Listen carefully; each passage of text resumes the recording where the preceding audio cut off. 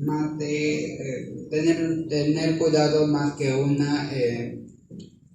un retiro del fármaco. Y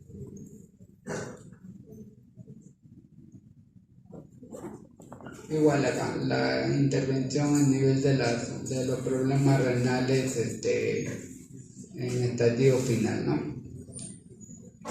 Creo que nada más. Y eso sería todo en cuanto a los premiantes. Bien, bueno, ya nosotros conocemos pues a las lipoproteínas, ¿no? Que tenemos pues según su tamaño, ¿no? Su estructura, son de diferentes tipos, ¿no? A los kilomicrones, a las VLDL, LDL, HDL, ¿no? Como bien sabemos, acá pues el principal, en todo caso, que genera dislipidemias va a ser pues el colesterol, ¿no? Que está contenido en el VLDL. Y pues el HDL, digamos, es el que transporta los lípidos, ¿no? Desde los tejidos periféricos hacia el hígado. Entonces, por lo tanto, cumple una función muy importante y sobre todo beneficiosa, ¿no? Bueno, aquí vemos la ruta metabólica desde la absorción, ¿no? de la grasa que proviene de la dieta, ¿no? Y cómo es la secuencia, como ya sabemos, se absorbe. Muy importante aquí la participación de las lipoproteínas lipasas. Los kilomicrones van a, digamos, favorecer, vamos a decir, en la liberación pues, de los colesteroles para que puedan irse a los tejidos periféricos, pero lo importante, o en todo caso lo adecuado sería pues de que el colesterol retorne, ¿no? hacia el hígado, y es donde pues aquí pueden observar ciertos receptores, ¿no? Que van a estar involucrados en la recaptación del colesterol, ¿no? Entonces, muchas de las estrategias farmacológicas que vamos a ver a continuación están relacionadas más que nada, ¿no? Con la síntesis del LDL, así como también con la recaptación del LDL. Y por otro lado también está pues con el tema de los triglicéridos, ¿no? Bien, en esta figura podemos observar pues los niveles, ¿no? Adecuados, vamos a decir, de los diferentes tipos de colesterol que están dentro de estas lipoproteínas, ¿no? Recuerden siempre que lo que se mide, es decir, el análisis bioquímico, cuando se hace un perfil lipídico, siempre se enfoca pues en el nivel o la cantidad de colesterol que están inmersos dentro de las diferentes tipos de lipoproteínas, ¿no? Entonces, por eso ahí ustedes ven la denominación C, que es el colesterol dentro del HDL, colesterol dentro del LDL, ¿no? Entonces, eso es lo que se dosa en los análisis bioquímicos, y en función a eso pues se puede determinar si el perfil lipídico es adecuado o está alterado, ¿no? Entonces, bien, básicamente eso es lo que quería hacer énfasis con esta figura. Bueno, dentro de las dislipidemias, bueno, ya fisiopatológicamente ustedes deben saber que se pueden clasificar pues de diversas formas, ¿no? Acá más que nada le estoy dando un enfoque en función a los niveles del colesterol, ¿no? Entonces aquí vemos que vamos a encontrar dislipidemias ocasionadas por la hipercolesterolemia, o puede ser también por la hipertrigliceridemia, o en todo caso una dislipidemia mixta, ¿verdad? Que prácticamente agrupa estos dos. Por otro lado, ¿no? Estas alteraciones de niveles de colesterol pueden tener diversos factores, ¿no? Entre ellos, y como bien sabemos, digamos, los casos más frecuentes son pues por una dieta inadecuada, ¿no? Un sedentarismo.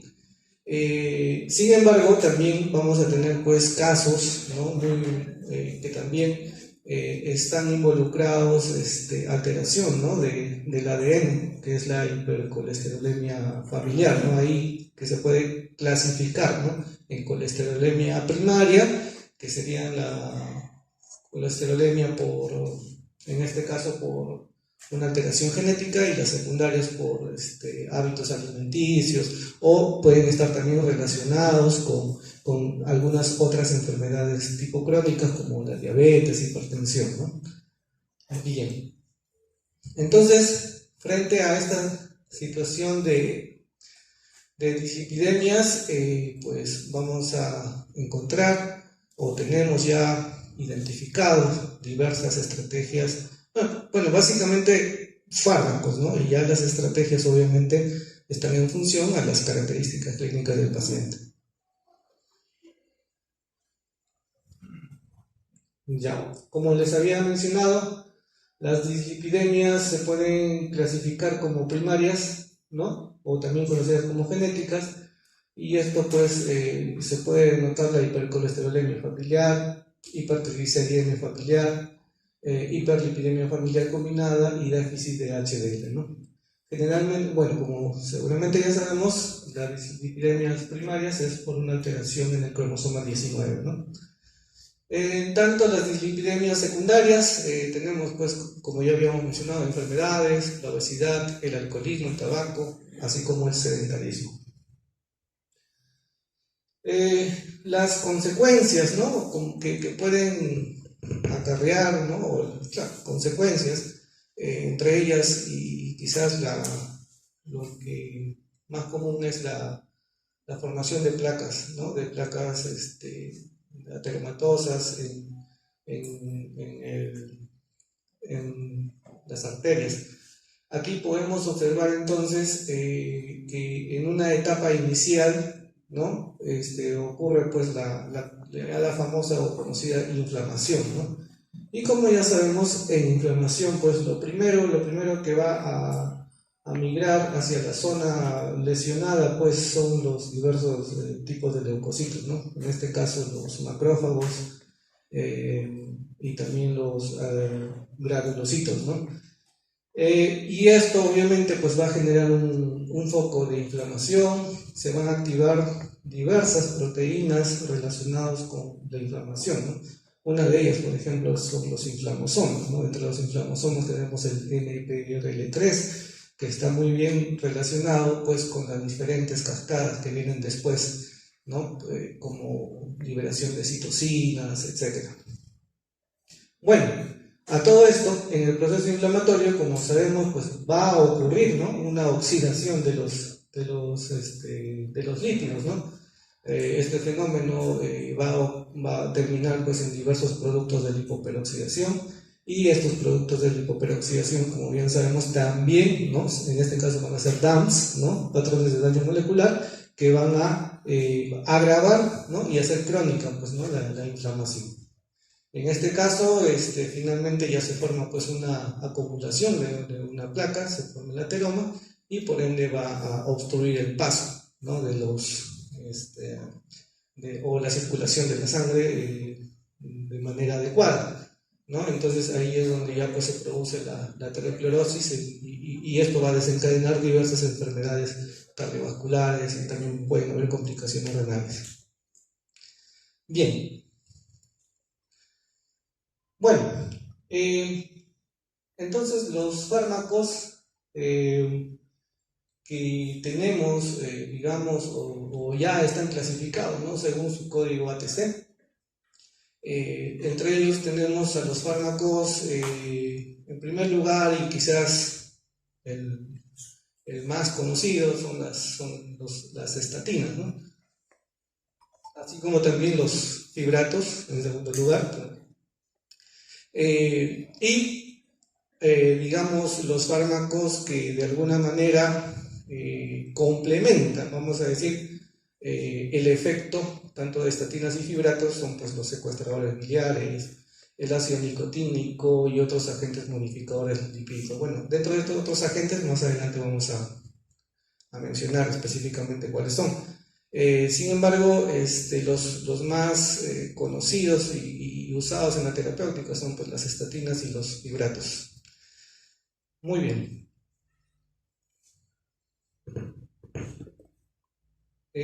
Si tienen alguna duda, por favor, no se preocupen, pueden levantar la mano, ¿sí? Para poder quizás aclarar algún punto, ¿ya? No hay problema en ese caso. Bien, tenemos en primer lugar a las famosas estatinas, ¿no? Que su mecanismo, digamos, principal, más conocido, es la inhibición de la hidroximetilglutarilcoenzima A, que se encuentra aquí, fíjense. Su target, o mejor dicho, el tejido principalmente donde va a actuar las estatinas, pues es en el hígado, en el hepatocito. Sin embargo, esto no quiere decir que también puede tener efecto sobre otros órganos, ¿no? ¿Ya? Entonces, sí, pero aquí lo que estamos representando pues sería el hepatocito, ¿no? Entonces, como ustedes pueden observar, esta enzima HMG-CoA es un mediador, ¿no? De la síntesis del colesterol. Entre la acetilcoenzima A y el colesterol está esta enzima, ¿no? Que favorece la formación del colesterol. Por lo tanto, si tú inhibes la HMG-CoA, vas a tener pues una disminución de los niveles de colesterol hepático, ¿no? Entonces de esa manera se puede ir controlando una dislipidemia. Sin embargo, también hay muchos,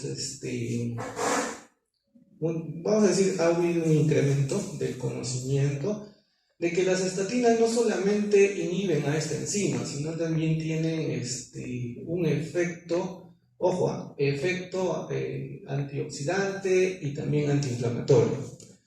Hay estudios como el que estamos presentando acá, por ejemplo, publicado, si no me equivoco, acá está en el 2019, ¿no? Donde se ha demostrado, ¿no? A nivel clínico que las estatinas reducen el estrés oxidativo y la inflamación, así como otros estudios. Sin embargo, el efecto se conoce, pero el mecanismo aún no está muy bien dilucidado, ¿no? Ahí, por ejemplo, hay un vacío que la biología molecular pues tiene un reto para poder identificar el mecanismo exacto, ¿no? Sobre todo en el estrés oxidativo y la inflamación. Y es que también, pues, hablar de estrés oxidativo e inflamación es bastante amplio, son diferentes vías, ¿no? Entonces, pero aquí, por ejemplo, ustedes pueden ver algún estudio, sobre todo la simvastatina, ¿no? Inhibe al inflamosoma NLRP3, que es un inflamosoma que, digamos, que prácticamente media o inicia los procesos de inflamación, ¿no? Ante situaciones de estrés oxidativo, por ejemplo, ¿no? Entonces el NLRP3 inicia la cascada de inflamación, ¿no? Produciendo la maduración, ¿no? De la interleucina 1 beta, la maduración de la interleucina 8, ¿no? Y por ende, ¿no? Va a ayudar a la migración de macrófagos, liberación de otras citoquinas, la IL-6, la IL-1, ¿no? Factor de necrosis tumoral alfa, y todo eso pues va a desencadenar una cascada inflamatoria. Pero hablar de que inhibe al NLRP3 todavía está, pues, se desconoce, ¿no?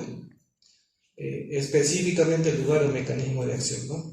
Pero ya sabemos que las estatinas desde sí también hay evidencia clínica, como pueden observar, sobre el estrés oxidativo y la inflamación, ¿correcto? Lo que hasta el momento se conoce entonces solamente su inhibición, bueno, se conoce experimentalmente y también, mejor dicho, se conoce muy bien y está identificado es la inhibición de esta enzima, por ahora. Muy bien. Es importante, sí, mencionar algunas características farmacocinéticas de las estatinas. ¿En qué sentido? A ver, por ejemplo, miren, hay una absorción variable, fíjense, va desde el 30 al 85%. Hay una excepción con la fluvastatina que se puede absorber hasta el 100% inclusive.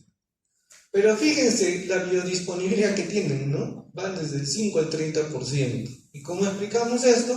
Es pues porque el 95%, ¿no?, del fármaco que se absorbe se une a proteínas plasmáticas, por un lado. Por otro lado, sufren el famoso metabolismo del primer paso hepático. Ahí es donde intervienen diversas enzimas, como las que ustedes pueden ver acá. Entonces, en el metabolismo del primer paso hepático ocurre pues la degradación y finalmente la biodisponibilidad, por eso que ustedes pueden ver que es bastante poquito. Algo muy interesante que mencionar acá es que al tener una unión a proteínas plasmáticas del 95%, solo el 5%, ojo, ¿no?, es fármaco libre y que va a hacer efecto. Entonces, ¿qué quiere decir eso? Si hay alguna situación externa que disminuya la concentración de proteínas plasmáticas, entonces va a haber fármaco más libre. Y como ustedes saben, el fármaco libre pues va a tener más efecto y si la concentración sobrepasa, recuerden, el techo terapéutico o el rango terapéutico, puede generar toxicidad, ¿no? Ese es un mensaje para todos aquellos fármacos que se unen se tienen una gran unión a las proteínas plasmáticas. Bien, ¿qué otra característica presenta las estatinas? Fíjense acá. Las estatinas, una vez que como les había mencionado, su target principal es los hepatocitos, entonces se van a encontrar en la membrana plasmática de los hepatocitos esta proteína, ¿ya? La OATPB1 se llama, ¿ok? Es una proteína que, por cierto, está codificado por el gen SLCO1B, ¿ya? Entonces, este es el gen que codifica a esta proteína, y esta proteína es una proteína que permite el transporte, pues, ¿no? En otras palabras, va a permitir el ingreso, ¿no?, de todas las estatinas hacia el hepatocito. O sea, cuán importante entonces es la presencia de esta enzima, ¿no? Perdón, de esta proteína. Entonces, como ustedes pueden ver acá, las estatinas llegan al hepatocito por este transportador, ¿no? Y en el hepatocito pues se van a encontrar con las enzimas hepáticas, ¿no? CYP3A4 y CYP2C9. Bueno, de hecho que mayor afinidad, la afinidad va a depender del tipo también de estatina, como pueden observar acá, ¿no? Y también, a su vez, dentro del hígado se van a glucuronidar con esta enzima, ¿no?, conocida como recuerden, la UGT, la uridina difosfato glucoril transferasa, ¿ya? Es un proceso de glucuroninación que permite pues la eliminación final del fármaco, ¿no? Entonces, fíjense aquí, lo que quizás un poco adelantándome, estas estructuras esféricas de color verde representan al gen fibrosilo, ¿ya?, que es otro hipolipemiante. Pero fíjense, ¿qué hace el gen fibrosilo? El gen fibrosilo inactiva a la famosa proteína OATPB1. El gen fibrosilo también inactiva a la CYP2C9. También inactiva a esta enzima, la UGTH. Entonces, por ahí que ya podemos deducir, ¿no?, que el coadministrar gen fibrosilo con estatinas, pues lo que va a conllevar es una disminución del metabolismo o una disminución del transporte hacia los hepatocitos, y la estatina, ¿dónde va a quedar? En el torrente sanguíneo. ¿Y qué va a pasar en el torrente sanguíneo? Pues se va a ir a otros tejidos, ¿no? Y lo que va a ocurrir entonces es como ya es conocido, disminución del colesterol, por lo tanto una disminución de la coenzima Q10, disminución del ATP, y esto va a generar un aumento de los radicales libres, produciendo ciertos efectos ya conocidos, ¿no?, como por ejemplo, en el peor de los casos, una rabdomiólisis, ¿no? Entonces, es muy importante conocer la interacción con con los fenofibratos, en este caso, perdón, con los fibratos como el genfibrosilo, ¿no? Ok.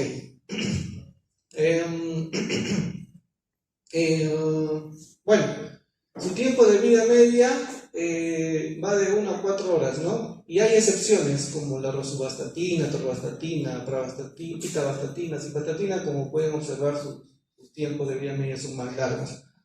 Quiere decir que su unión a proteínas plasmáticas pues es más fuerte, ¿no? No irreversible, solo que es más fuerte, y pues esto caracteriza a estos fármacos y se administra pues por lo general una vez al día, ¿no? Muy bien, el 70% es excretado por el hígado. Sobre la proteína que les había comentado, la OATPB1, ¿no? Al ser una proteína hepática, como ustedes saben, ciertas situaciones de variación genética entre las personas, ¿no? Los seres humanos, pueden conllevar a la inactivación de esta proteína, ¿no? Por ejemplo, tenemos pacientes en este estudio, ¿no?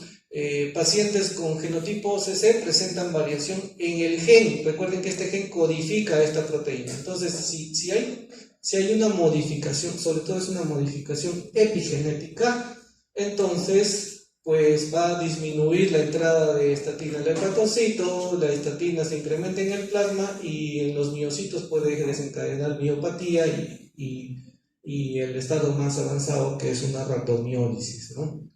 Entonces, es importante a veces en la clínica, ¿no? Evaluar ciertos aspectos, quizás a veces ocurre pues la resistencia a las estatinas, ¿no? Que es un evento que suele suceder, o sea, es una característica en los pacientes que puede suceder. En ese caso puede estar ocurriendo pues de que sea un paciente que tenga modificación genética, como habíamos mencionado acá, ¿no? Bueno,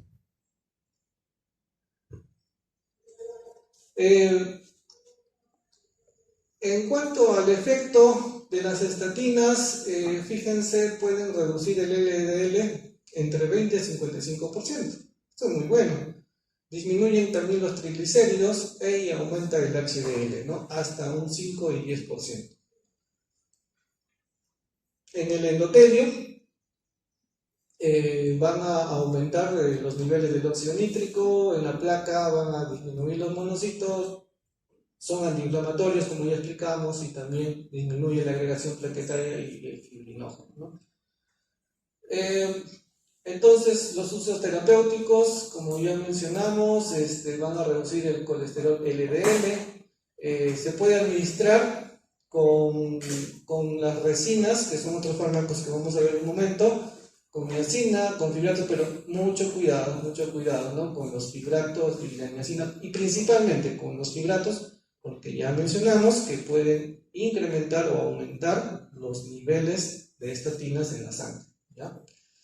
En niños con hipercolesterolemia familiar se puede usar atorvastatina, lovastatina, simvastatina y pravastatina. Entre las reacciones adversas tenemos actividad elevada de la ALT, miopatía, rhabdomiólisis, incremento de la creatinquinasa en suero y disminución de la coenzima Q10. Puede interactuar con el alcohol, obviamente, porque altera pues la función hepática, ¿no? Y también puede aumentar la concentración plasmática, ¿no? Con los fibratos, especialmente, como ya mencioné, con el genfibrosilo, ¿no? La ciclosporina, digoxina, warfarina y antibióticos de amplio espectro, antifúngicos, azoles, de niacina, inhibidores de la proteasa del HIV y el jugo del pomelo, miren aquí. Estos pueden aumentar las concentraciones plasmáticas de las estatinas. Repito una vez más, genfibrosilo, que es un fibrato, es el que está más asociado con el aumento de las estatinas en el plasma. Muy bien. Las estatinas también se pueden clasificar según su potencia, ¿no? En estatinas de intensidad alta, ahí está, la torvastatina, la rosuvastatina, por sus respectivas dosis. estatinas de intensidad moderada y las estatinas de intensidad baja, ¿no? Esto más que nada está en función a su capacidad de inhibir, de reducir el colesterol LDL, ¿no? Bueno, ¿para qué mencionar? Aquí ya está el listado y recuerden que están clasificados para uso terapéutico en tres categorías según su nivel de intensidad. Muy bien. Ahora pasamos al siguiente grupo de fármacos, que al final son dos nomás, son el gemfibrosil y el fenofibrato. Entonces aquí tenemos estos dos fármacos conocidos como fibratos, actúan sobre un factor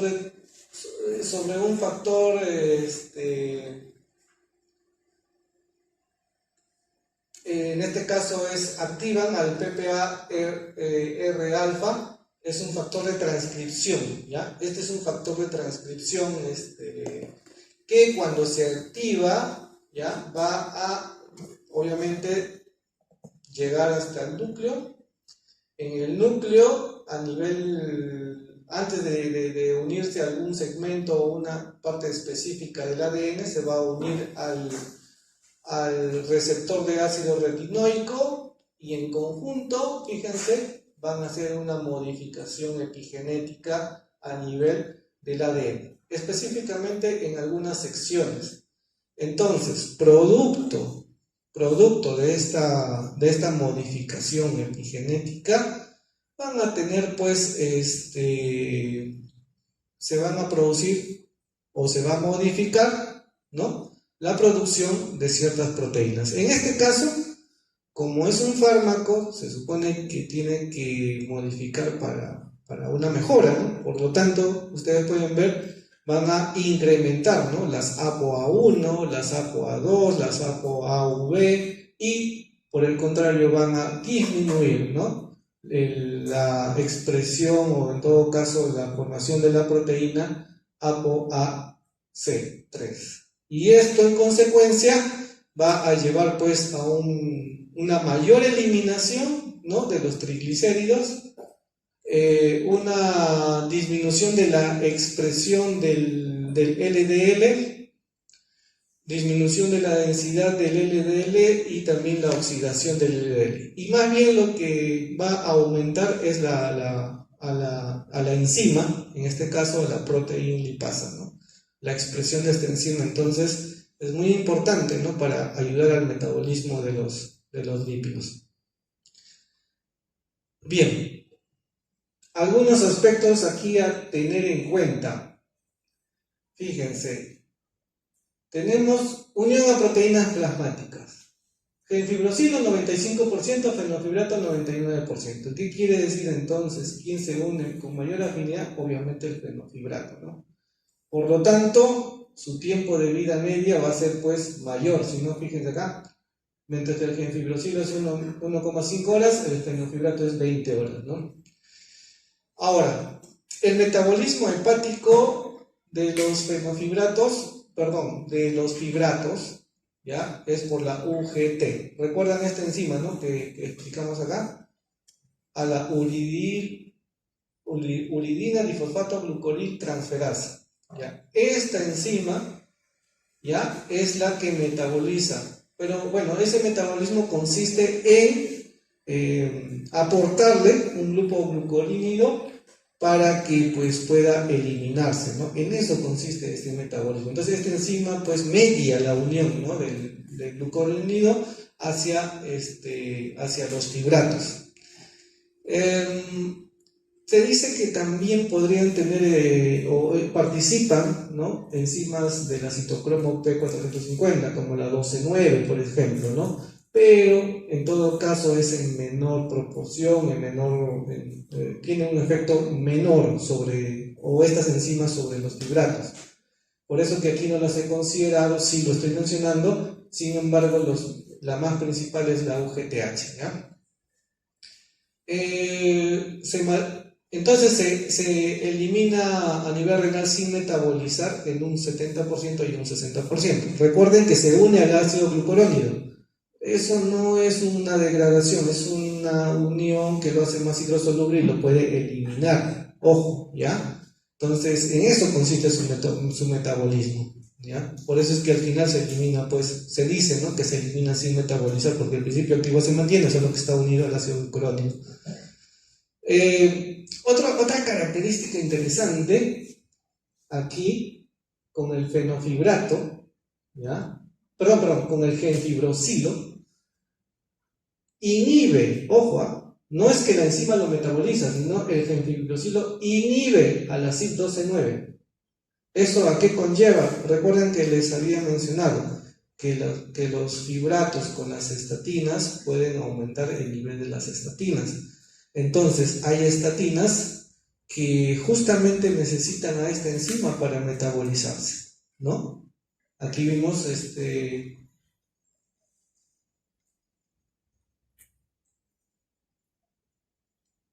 la fluvastatina, por ejemplo, requiere o necesita la CYP12-9. Entonces, el genfibrosilo, al inhibir a esta enzima, pues va a aumentar su toxicidad.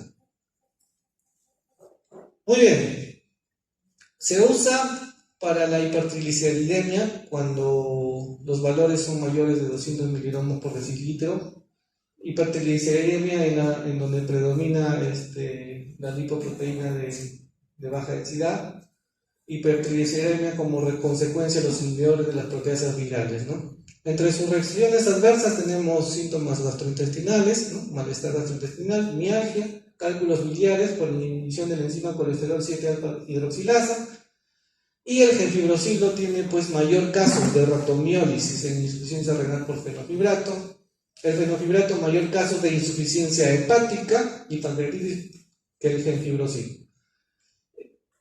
En este estudio se puede observar entonces la interacción que ya les había mencionado. Fíjense siempre, por ejemplo, ¿no?, rhabdomiólisis, los más frecuentes son estatinas con fenofibrato y genfibrosilo, pero el genfibrosilo es mayor, ¿no? En miopatía, ¿no?, igual, el genfibrosilo produce mayor, o sea, la coadministración de estatina y genfibrosilo produce mayor miopatía. Injuria renal, también de igual manera el genfibrosilo con las estatinas, ¿no? Habíamos mencionado a nivel hepático, ¿no?, injuria hepática, también tenemos a los fenofibratos, al genfibrosilo, y también pues entonces están involucrados en las interacciones, ¿ya? Básicamente para que vean la evidencia, ¿no?, de estas interacciones. Muy bien. El siguiente grupo de fármacos son los secuestradores de ácidos biliares.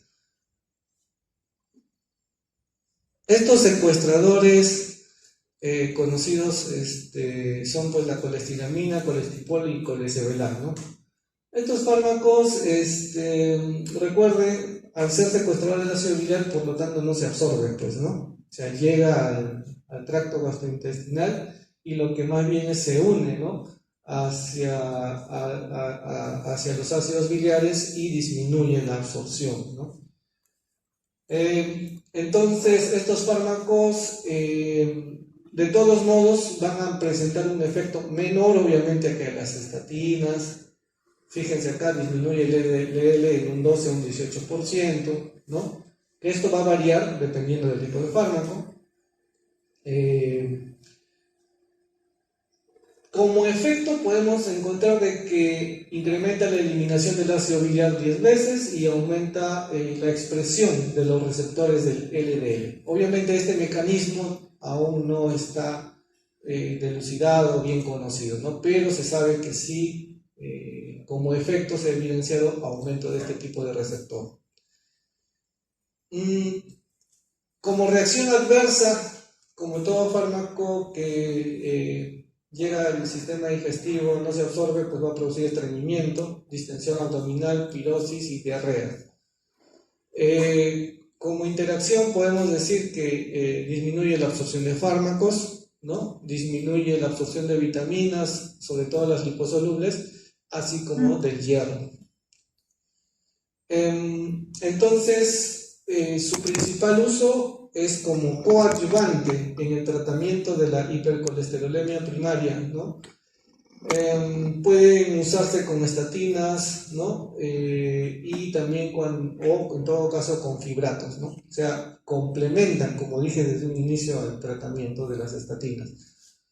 Son útiles para aliviar el prurito en individuos con colestasis y acumulación de sales biliares. Acá muy importante tener en cuenta, ¿ya? Pacientes con hemorroides, hay que tener cuidado porque produce estreñimiento. En pacientes con triglicéridos mayor a 250 miligramos está contraindicado, ¿no? Como sabemos, es un secuestrador de ácido biliar. Por lo tanto, ¿no? el hígado al no recibir, al no haber pues, ácidos biliares, va a empezar a formar a partir del colesterol ácidos biliares internamente, ¿no? Y por lo tanto, si el paciente tiene nivel de triglicérido elevado, pues puede ser de que se potencie, ¿no? En este caso, los niveles de triglicéridos. Por eso que está contraindicado en estos casos. Ahora, aquí hay que tener cuidado porque algunos textos varía la información en el sentido de qué cantidad, ¿no? Por ejemplo, 250 miligramos por decilitro dice Goodman, ¿no? Pero otras literaturas, artículos publicados mencionan hasta 300 miligramos por decilitro, ¿no? Se puede manejar. Hay que tener cuidado en mujeres gestantes, ¿no? Sobre todo por la disminución de las vitaminas liposolubles y que eso obviamente puede afectar pues, en el proceso de la gestación. Muy bien.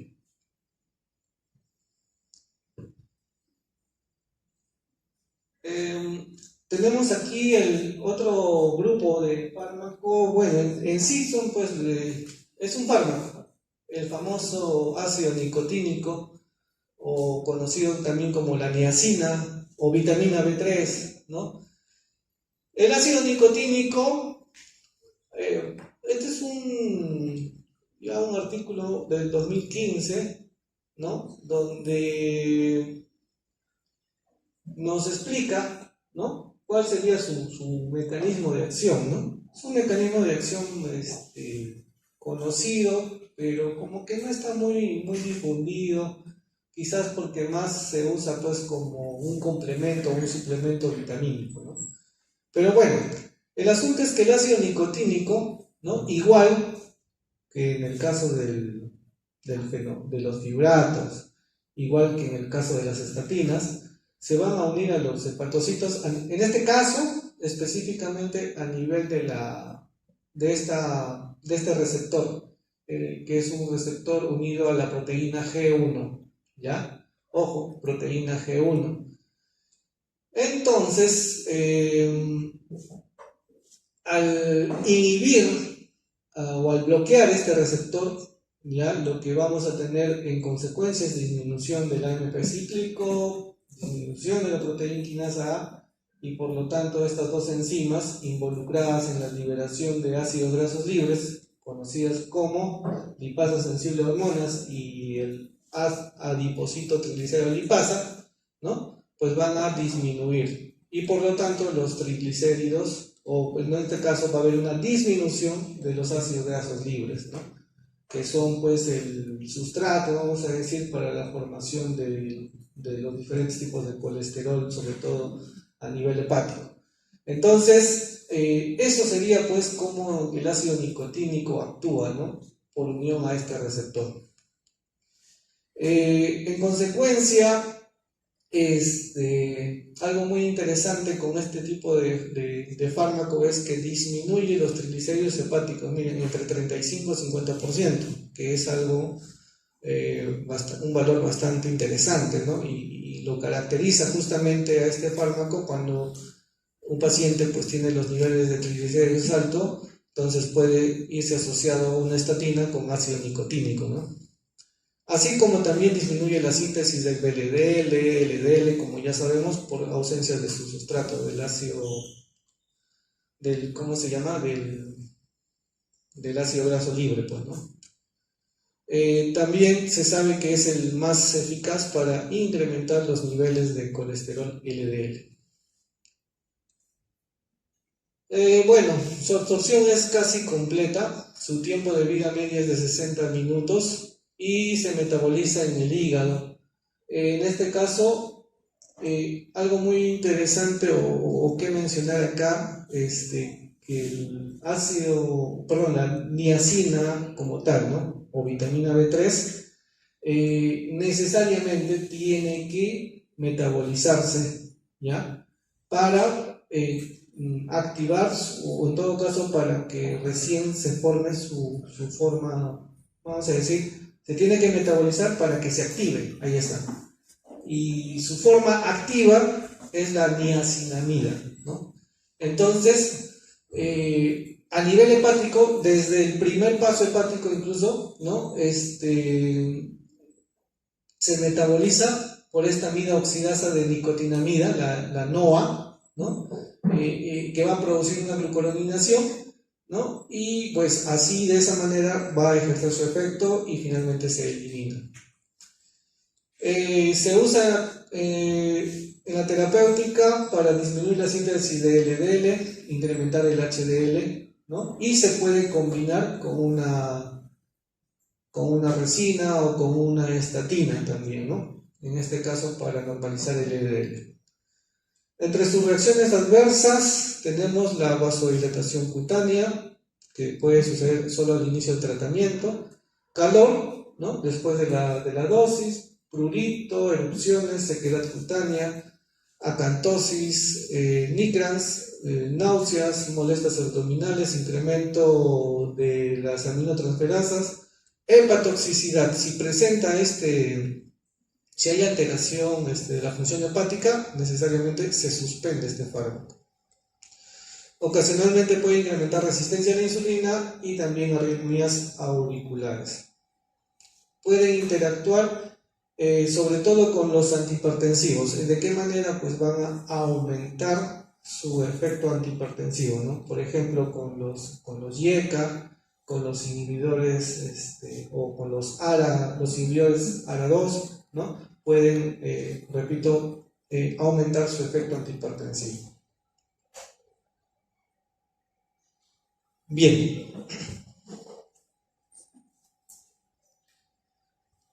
Aquí podemos observar otro fármaco o otro medicamento que también se usa como terapia complementaria, ¿no? Para regular el colesterol LDL por estatinas.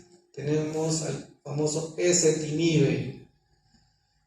Bueno, el ezetimibe, como pueden observar aquí en la luz intestinal, inhibe, ¿ya? a esta proteína que actúa como un transportador, ¿no? Del colesterol de la dieta, por ejemplo, ¿no?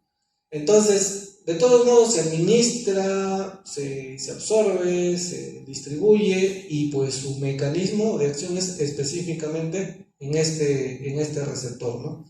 Bueno, al disminuir pues la absorción de colesterol, ¿no? De la dieta, de especies vegetales como fitoesteroles, obviamente esto va a reducir la síntesis pues de colesterol, ¿no? A nivel hepático. Entonces ahí está más que nada su mecanismo. Como efectos tenemos que reduce la absorción intestinal del colesterol hasta 54%, inhibe la reabsorción del colesterol excretado por la bilis, aumenta la expresión de los receptores hepáticos del LDL y disminuye la concentración del colesterol LDL en un 20%. Su absorción es fácil, su metabolismo se metaboliza a nivel hepático, se forman glucurónidos de ezetimibe, su tiempo de vida media es hasta 22 horas, el 80% se elimina en la heces y su concentración plasmática incrementa con fibratos y disminuye con colestiramina. En cuanto a sus usos terapéuticos, bueno, básicamente produce sinergia o se complementa con las estatinas, también con algunos fibratos, ¿no? Para reducir el LDL. Como reacción adversa tenemos trastornos leves de la función hepática y ocasionalmente rhabdomiólisis en combinación con estatinas. Ojo, que es ocasionalmente. Bien. Tenemos algunas terapias innovadoras, por así decirlo, como habíamos mencionado en pacientes quizás el fenómeno que se conoce, resistencia a las estatinas, ¿no? Es un fenómeno muy, muy frecuente y esto más que nada puede tener muchos factores, ¿no? Desde factores genéticos, como mencionamos, ¿no? Por ejemplo, modificaciones genéticas a nivel de las enzimas que transportan hacia el hígado, como también la falta de adherencia terapéutica. Esto, por ejemplo, esta falta de adherencia terapéutica es un mecanismo, o sea, explicar exactamente el mecanismo que produce la falta de adherencia todavía falta y hay por investigar, pero sí se sabe, ¿no?, que la falta de adherencia terapéutica a las estatinas puede generar resistencia a las estatinas, ¿no? Entonces, ante esta situación de resistencia a estatinas, ¿no?, sale pues este fármaco, el ácido bempedónico, ¿no? El ácido bempedónico, a diferencia de las estatinas, fíjense, las estatinas inhiben a esta enzima, como vimos a un inicio, pero el ácido bempedónico, su efecto es más arriba, ¿no? A nivel del ATP citrato liasa. Entonces, inhibe ya el sustrato, vamos a decir, para la formación del colesterol, pero a nivel de la acetilcoenzima A, ¿no? Entonces, este fármaco, en este estudio, por ejemplo, ha sido un estudio de doble ciego controlado. Se han usado, bueno, se han considerado, perdón, disculpen la expresión, se han considerado pacientes intolerantes a estatinas, ¿no? En este caso tenemos un grupo placebo, el grupo que recibió Nexletol, 180 miligramos durante 40,6 meses.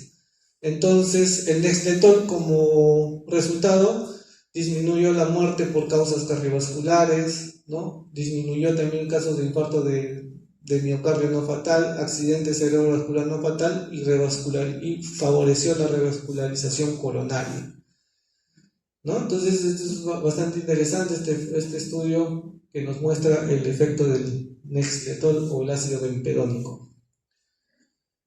Bueno, también tenemos las terapias monoclonales, pues, ¿no?, que es una de las terapias, digamos, ya relacionadas con nuevos fármacos. Aquí tenemos algunos fármacos que han sido aprobados por la FDA. El alirocumab, quizás les es más conocido. Tenemos también el yevolocumab y el inclisiran, ¿no?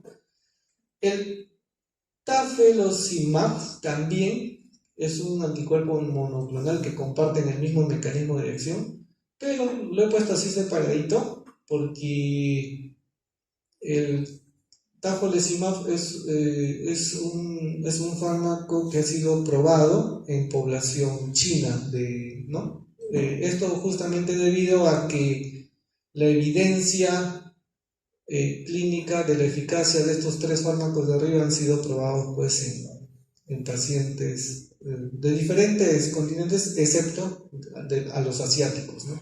Por eso el tocilizumab se caracteriza porque ha mostrado un efecto también favorable, ¿no?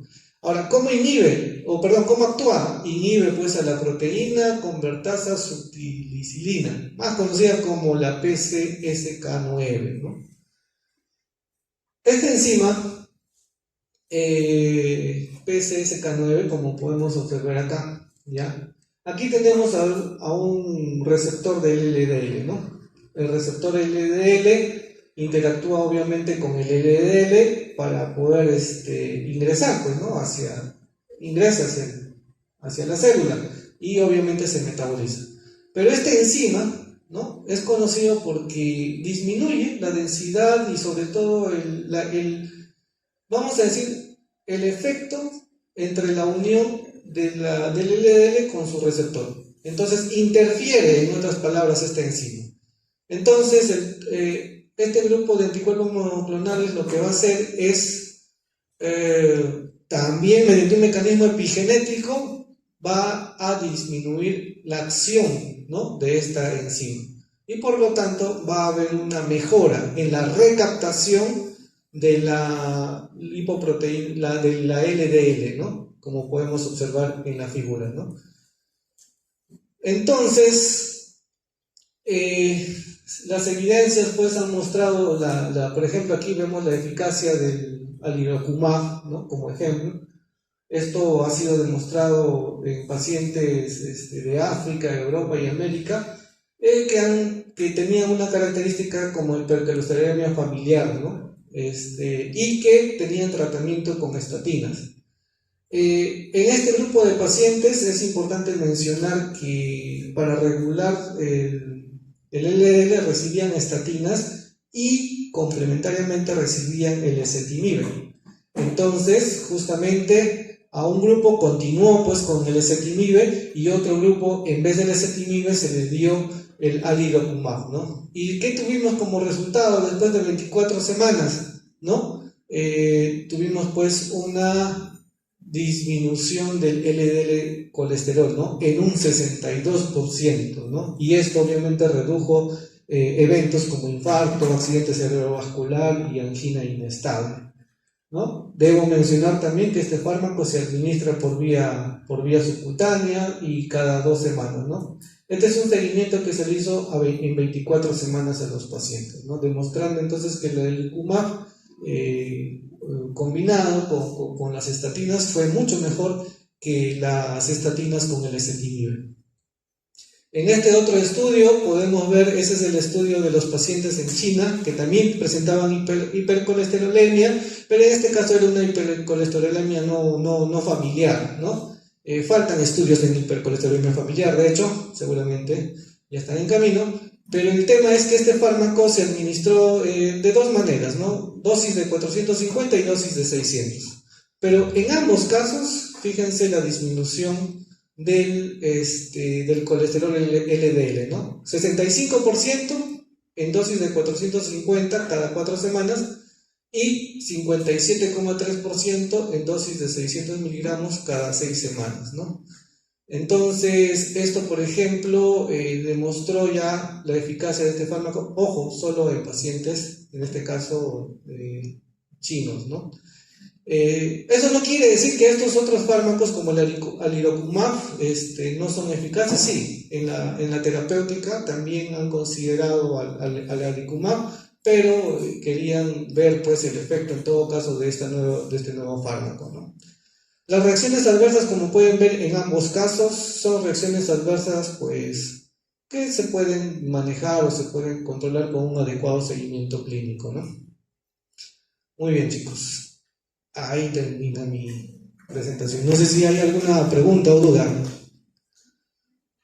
¿Cómo vamos? Cambio en el rol, porque creo que la clase programada era AINES y estaba a cargo el doctor Ricra, pero bueno, la de AINES la van a hacer el día lunes y opioides que tocaba el lunes lo hemos cambiado para hoy. Porque el día lunes viene el doctor Rodríguez Tafur que va a hacer todas las clases, incluida AINES. Entonces, vamos a tratar este tema de analgésicos opioides. Creo que también hoy día en la clase práctica también se va a tratar.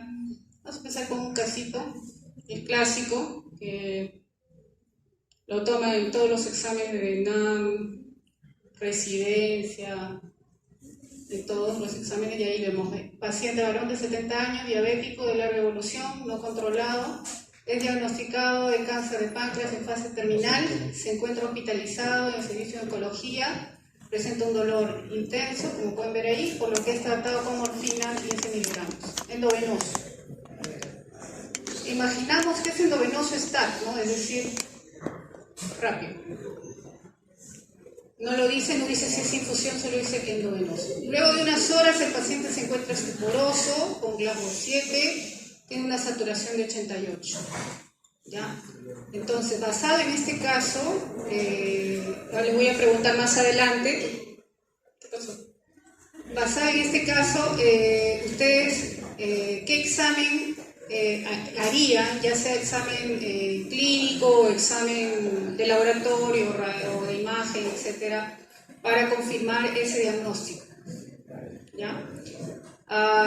El diagnóstico que ustedes creen, ¿no?, que está teniendo el paciente en ese momento, obviamente está relacionado con la morfina. Explique los mecanismos involucrados en las acciones de la morfina en este paciente. Le voy a mandar el link. Bueno, en realidad lo vamos a resolver ahora en la clase. ¿Cuál es el tratamiento? ¿Y cuál es el tratamiento? ¿Cómo se maneja un paciente con estas características?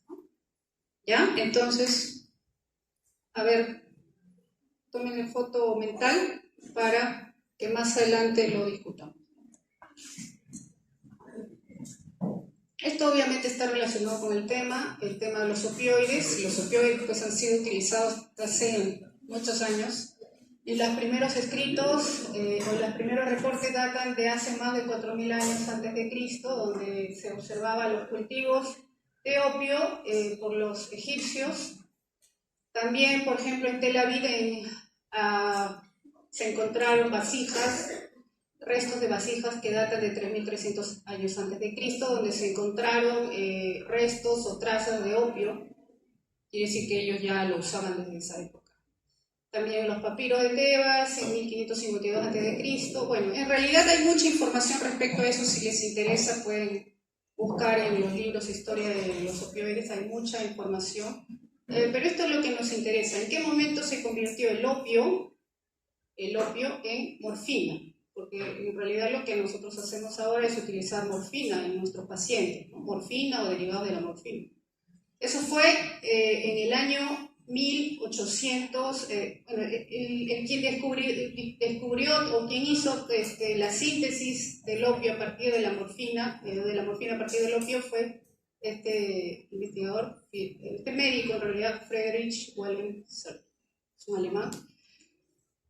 Y a inicios de 1800 ya existía la morfina como fármaco y se empezó a usar inclusive para una serie de patologías, no necesariamente el dolor, la histeria, etcétera, patologías que eran propias de esa época. Entonces, la morfina y todos los opioides que conocemos actualmente, inclusive los opioides sintéticos, nacen a partir del opio, ¿ya? Del opio como ven ahí, viene del nombre latín opium, del griego opium, el látex del opio, esta es la amapola del opio, del uso, múltiples usos, pero el uso más importante que se le da es como analgésico, que es lo que vamos a ver el día de hoy. Entonces hay que recordar las definiciones del dolor, y esto ya es recontra conocido, que el dolor es una experiencia sensorial y emocional desagradable asociada a un daño real o potencial de un tejido descrito en términos de dicho daño. Hay que acá tener en cuenta una cosa, que el dolor no solamente es sensorial, sino también es emocional, sobre todo cuando hablamos de dolor crónico. Y eso es lo que distingue los AINES de los opioides. Los opioides van a manejar el dolor en todos los aspectos, en el aspecto sensorial y también en el aspecto emocional, ¿no? A diferencia, por ejemplo, los AINES u otro tipo de analgésicos donde solamente ve la parte sensorial. Esto para recordar un poco sobre las vías del dolor. ¿Cuáles son las vías del dolor? A ver, ¿ya está la lista? Gustaría que participen más ustedes. Un poquito aburrido estar leyendo y hablando yo solo. A ver, usted, ¿cuáles serían las vías del dolor? Sí, usted.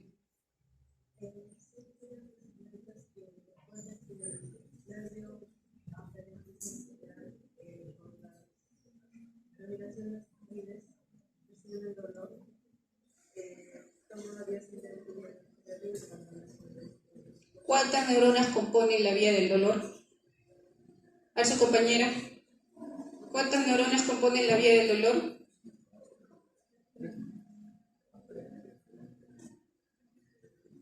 Atrás, repasando fisiología, 3, primera, segunda, tercera neurona, ¿no? Y las neuronas inhibitorias, ¿cierto? ¿Cuál es la primera etapa de la vía del dolor, su compañera?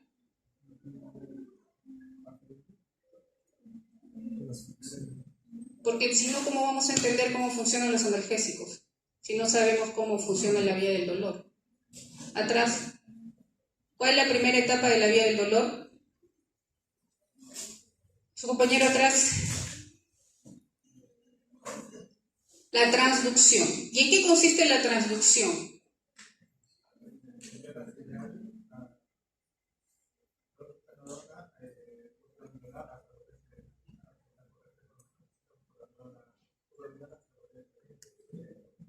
Ya, pero ya estás mezclando otras vías. La primera, solamente hablamos de la primera. A ver, tu compañero aquí adelante.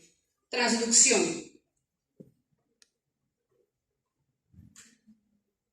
Su compañera aquí al costado. Transducción. ¿En qué consiste la transducción?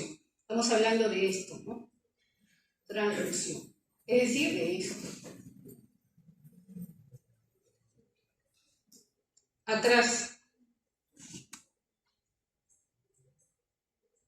Estamos repasando fisiología. En realidad esto no compete a fármaco, pero estamos haciendo una revisión rápida.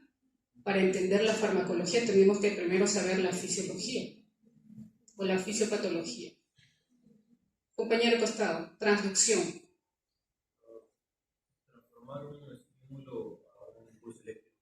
Así es, transformar un estímulo que puede ser químico, que estamos viéndolo acá, químico, a un estímulo o a un impulso eléctrico, ¿no? Eso es la transducción.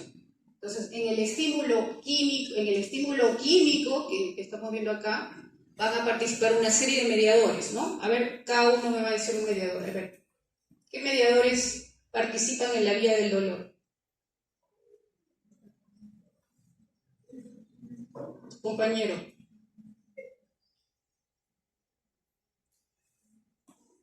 Que son un montón de mediadores. A ver, allá, al costado. Mediadores que participan en la vía del dolor. Estamos hablando a nivel periférico, porque también hay mediadores a nivel central, a nivel espinal, a nivel cortical, etc., ¿no? Pero a nivel periférico, aquí están, pues miren. La serotonina, la histamina, las prostaglandinas, la bradicina, que son las más importantes. Moduladores de la vía del dolor, interleuquinas, ATP, histamina, etc. ¿Ya? Entonces esas señales se liberan cuando hay daño y eso genera la primera etapa, que es la transducción, transformar esa señal química liberada en una señal eléctrica, ¿no? Que va a empezar o que va a continuar la otra vía. ¿Y cuál es la siguiente etapa? Aquí está. La transmisión. Esta no es realmente, si ustedes buscan las referencias, no es precisamente una etapa, pero esto, digamos, es el cambio desde la periferia hacia la vía central. Y la siguiente etapa, a ver, la transmisión, que sigue la vía talámica, espinotalámica, luego, ¿cómo se llama la otra? La otra vía, a ver atrás, el 1, a ver, usted. La vía o la etapa que se genera a nivel central, en la corteza parietal, en la corteza somatosensorial, el costado, a ver, su compañero.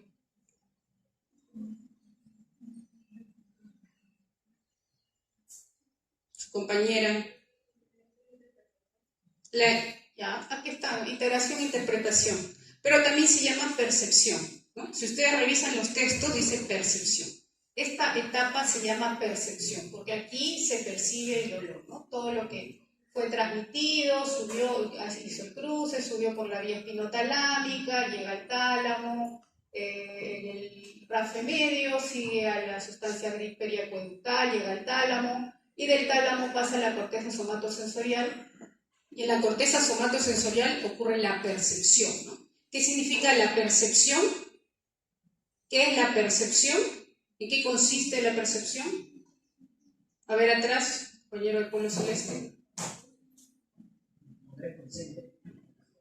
Cuando hay conciencia del dolor, ¿cierto? Cuando hay conciencia del dolor. O sea, para que haya conciencia del dolor, la señal tiene que llegar acá. Acá es como se percibe el dolor, se hace la discriminación del dolor, se puede localizar el dolor. ¿Se acuerdan del homúnculo de Penfield?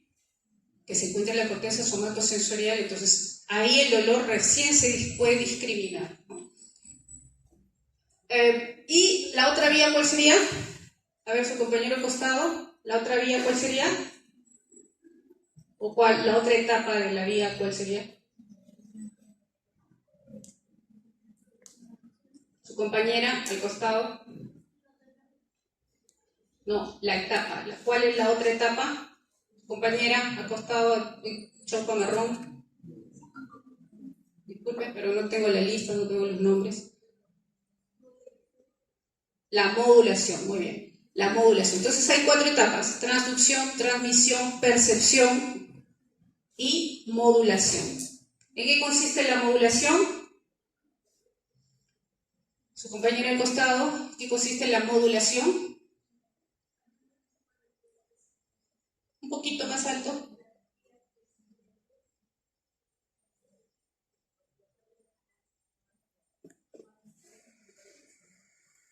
Te escucho muy bien, pero algo así de las vías descendentes te escucho.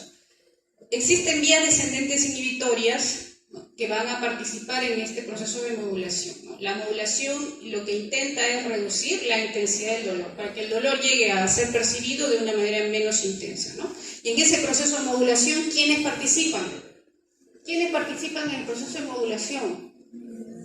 Acá están. Las fibras inhibitorias, serotoninérgicas, noradrenérgicas. ¿Y cuál es la principal, qué principales mediadores también participan en esta vía de modulación? A ver, su compañera al costado. ¿Qué otros mediadores importantes participan en el proceso de modulación? Los opioides endógenos, pues, es el tema que estamos tratando, los opioides endógenos. Entonces, los opioides endógenos van a participar principalmente a nivel de modulación y a nivel de percepción. ¿Ya? A nivel de modulación y a nivel de percepción. Entonces, ¿quiénes son los opioides endógenos? Los 3 principales opioides endógenos. A ver, atrás. ¿Cuáles son los principales opioides endógenos?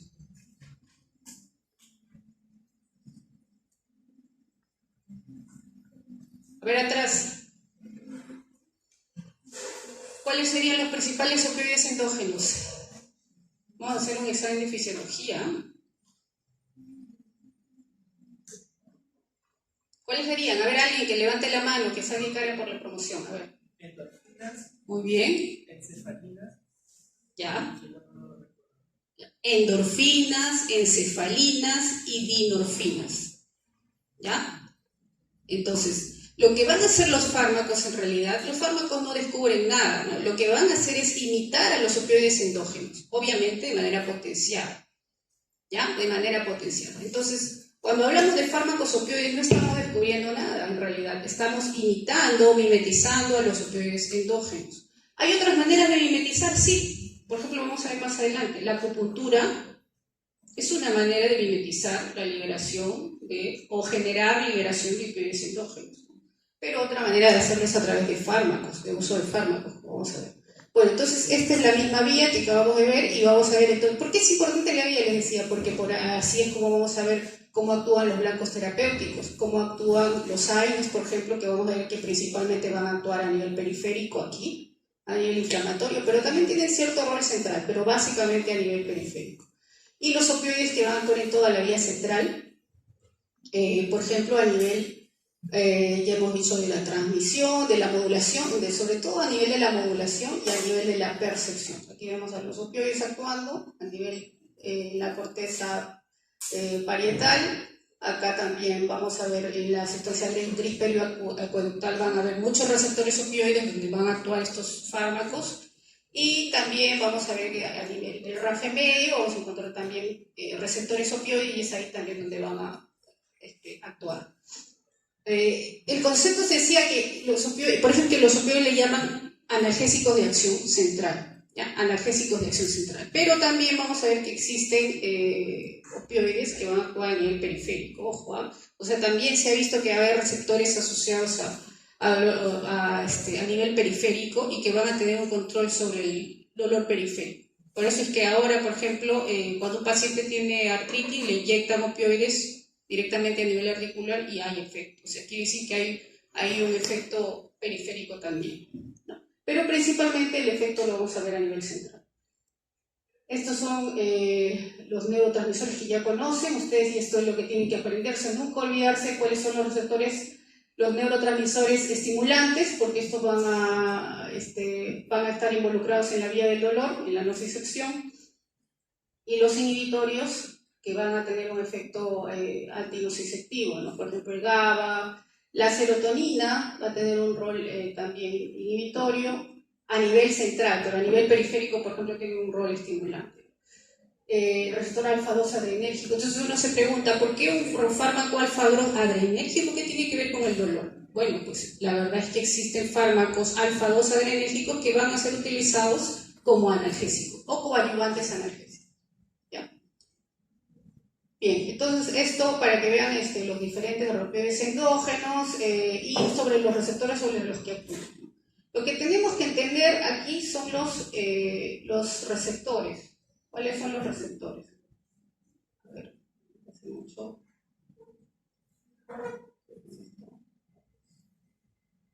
Bueno, vamos a verlo más adelante, pero los receptores básicamente son 3. ¿Cuáles son los receptores opioides? A ver. Seguimos con fisiología. A ver, los receptores opioides. A ver, el último de la fila. ¿Cuáles son los receptores opioides? Mu, kappa y delta. Mu, kappa, delta, ¿no? Entonces, esos son los receptores. Y como vemos aquí, todos los opioides endógenos van a actuar en los diferentes receptores. Y cada receptor va a tener un rol y una ubicación también a nivel del sistema nervioso central. Bueno, están relacionados con la percepción del dolor y la modulación. Entonces, actúan a nivel de percepción y modulación. Y vamos a ver ahora, ya vamos ahora sí recién a hablar sobre los fármacos. ¿Cuáles son los fármacos opioides? Hay un montón de fármacos opioides. A ver, ¿cuáles tienen que aprenderse de todas maneras sí o sí? De este grupo, el más importante es la morfina, pues que no, es morfina, acá no aparece. Una morfina. Perdón, estos son los sintéticos. Okay. No sale.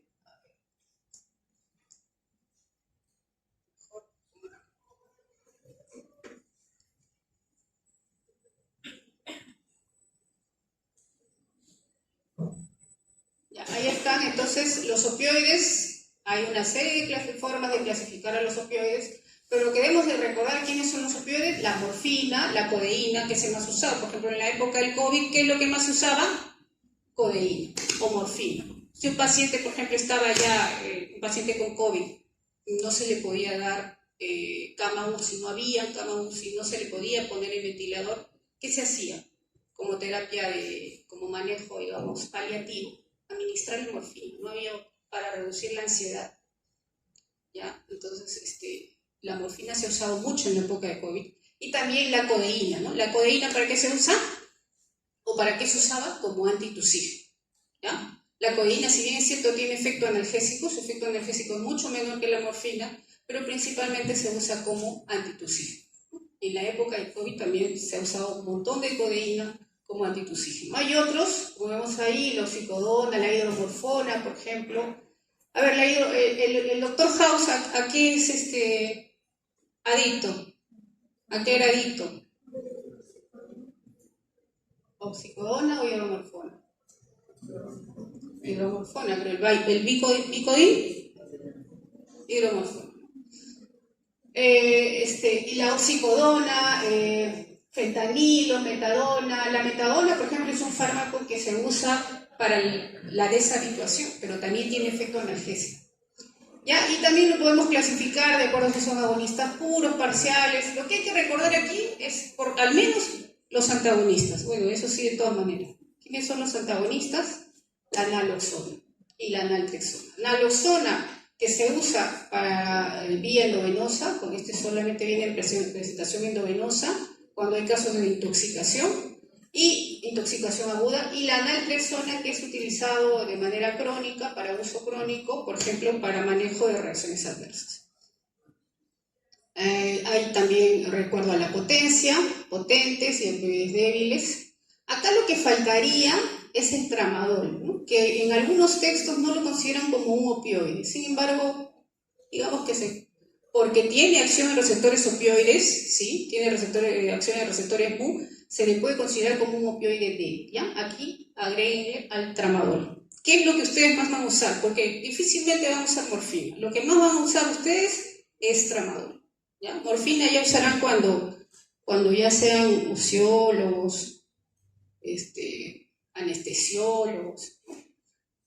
Bueno, acá vemos entonces la clasificación de acuerdo a la estructura química, y lo que tenemos que recordar aquí, por ejemplo, es el dextrometorfano, que es también algo que van a usar toda la vida. ¿Para qué se usa el dextrometorfano? Como un antitussígeno también, ¿ya? Como un antitussígeno. Aquí tenemos que recordar a la meperidina, porque la meperidina es el opioide de elección para la gestante. Entonces, si una gestante necesita recibir un opioide por alguna razón, ¿cuál de todos los opioides elijo? La meperidina. También hay que recordar aquí a loperamida y difenoxilato, que son antidiarreicos, la metadona, que les decía que se utiliza para la deshabituación, y bueno, de todos estos que ustedes ven acá, fentanil, sulfentanil, elfentanil, sobre todo estos tres, sulfentanil, elfentanil, remifentanil, también el fentanil, son opioides que son, por ejemplo, el fentanil es 100 veces más potente que la morfina, sulfentanil es 300 veces más potente que la morfina, y remifentanil es 500 veces más potente que la morfina. Entonces, todos estos fármacos son utilizados en el campo de la anestesiología, ¿ya? Para el campo de la anestesiología. A excepción del fentanil, que sí se usa también, además de la anestesiología, también se usa como un analgésico para pacientes oncológicos. Porque lo tenemos, por ejemplo, en forma de parche transdérmico, y resulta beneficioso, por ejemplo, para los pacientes oncológicos. Aquí, ¿a quién hay que recordar? A la oxicodona y a la naloxona, ¿ya? Y al tramadol, por supuesto, ¿no? Semisintético el tramadol, aquí está, ¿ya? Lo demás no hay en nuestro país, así que ni lo memoricen. De repente, si alguna vez se van fuera del país, puede ser, pero aquí no hay. Esto es lo mismo. Entonces, algunos datos importantes respecto a la farmacocinética: existe por todas las vías, inclusive la vía rectal. O sea, existe morfina rectal en supositorios, intranasal, la transdérmica, por ejemplo, la que es por vía transdérmica obviamente tiene que ser más liposoluble. Pregunta, ¿cuál es el opioide más liposoluble? ¿Cuál es el de todos los opioides el más liposoluble? El fentanilo, por eso es que se puede usar por parche transdérmico. En cambio, la morfina tiene características más hidrosolubles, no puede ser usado por esa vía, y también atraviesa mal la barrera hematoencefálica, ¿no? O sea, si lo comparamos con los otros opioides. ¿Por qué otra vía también podemos usarla? Por la vía raquídea, por ejemplo, la epidural o la extrarraquídea, y la vía endovenosa, por supuesto, ¿no?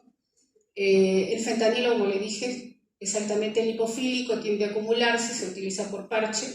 Acá es una cosa importante respecto a la morfina, es que la morfina es un efecto de primer paso muy importante. Miren, la biodisponibilidad oral es solo 25%. 25%, comparado con la codeína, porque la codeína tiene una biodisponibilidad de casi 60-70%, o sea, es bastante la diferencia, ¿ya? Entonces la morfina tiene un efecto de primer paso importante, pero ojo, vamos a ver más adelante que sus metabolitos tienen actividad farmacológica inclusive mayor que la morfina, vamos a verlo más adelante. En cambio, estos, codeína o oxicodona, tienen un efecto de primer paso más bajo. Esta es otra forma de administración, que significa el PCA, es la analgesia controlada por el paciente, donde el paciente se auto-administra. Obviamente hay una forma de controlar la dosificación, ¿no? Pero él se auto-administra de acuerdo a las necesidades. Que es una bomba que puede estar ligada a una vía endovenosa, epidural o subcutánea. Esto en pacientes oncológicos, por ejemplo, es excelente. Aquí para que puedan ver un poco sobre las características de cada uno de ellos en cuanto a su efecto en qué receptores. El receptor MU es el receptor que está asociado a la analgesia, ¿ya? El receptor MU. Y bueno, acá vemos las dosis, la administración, y acá para que vean un poco la duración de la analgesia, ¿no? El analgésico opioide que tiene menor duración de efecto, ¿cuál es? A ver, ahí por la tabla, pregunta de examen. ¿Cuál es el analgésico opioide que tiene menor duración de efecto? Que dura muy poco su efecto. ¿Cuál es? Acá está. Miren, 0.05, o sea, casi no dura nada. Pero el remifentanilo es 500 veces más potente que la morfina, pero dura muy poco. Puede ser potente, pero no dura casi nada, ¿no? Por eso es que el remifentanilo, entonces usted dirá, bueno, entonces, ¿para qué voy a usar remifentanilo si no tienen una duración importante, ¿no? El remifentanilo se utiliza en infusión, ¿ya? En bombas de infusión. Entonces se asegura una concentración constante del fármaco. Pero sí se utiliza, sobre todo en anestesiología, como le dije, por su efecto, su potencia analgésica, ¿no? ¿Ya? Esto es muy importante. El metabolismo de los opioides tiene dos etapas, como saben ustedes, a nivel del citocromo P450, en dos isoformas, la 3A4 y la 2D6. En la 3A4 se metabolizan todo lo que ustedes ven aquí, el tramadol también, la normeperidina, que es el metabolito de la peridina. Esto, por favor, subrayenlo porque es muy importante. La normeperidina es un metabolito de la meperidina que se metaboliza por este citocromo 3A4. Así que si a un paciente le damos un fármaco que tiene una interacción importante con este citocromo, pudiera causar aumento de los niveles de metabolitos de meperidina. Entonces, los inductores enzimáticos, por ejemplo, vamos a poner, yo les pongo un caso clínico en el examen, le pongo paciente que tiene problemas de tuberculosis, está usando rifampicina para su tratamiento de tuberculosis y se le administra meperidina como analgésico opioide. ¿Cuál será la consecuencia del uso entre la rifampicina y la meperidina? ¿Cuál sería la consecuencia entre el uso de la morfina y meperidina? Perdón, la meperidina y la rifampicina. A ver. Por acá.